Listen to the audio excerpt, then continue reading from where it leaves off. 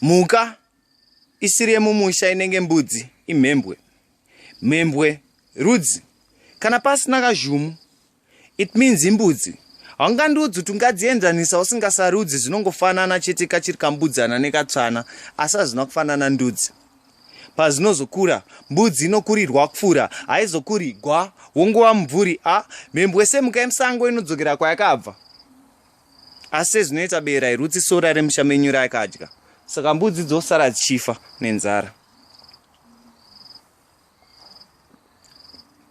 Zvatapinda mumwedzi wambudzi tisina keshi kudai, dai hedu takaunganidza mbudzi dziya dzavadoko dzaidai dzatokora.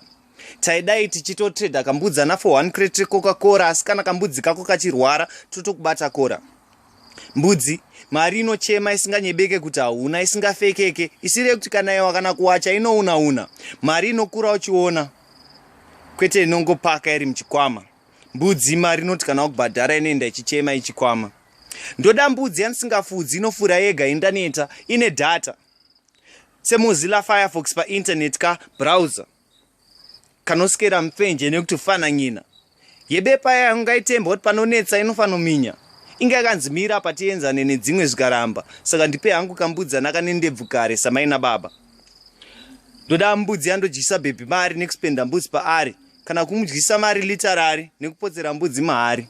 Nekuti kafarisa ukadya mari unongosara nemarisiti, asi ukafarisa ukadya mbudzi unosarawo nechikumba kana chidewe sesiti. Mbudzi dzinoberekana, kwete gono dzega dzega dzinongoita basa rekutungana, chete muono unosiyana.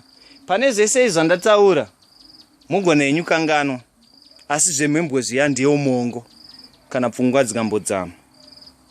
Uku hakusi kuchipisa maraims kuchipisa. Aya maraims haana kuchipa kana uri munhu anonzwisisa. Ibo mwedzi wembudzi, kawa tapedza.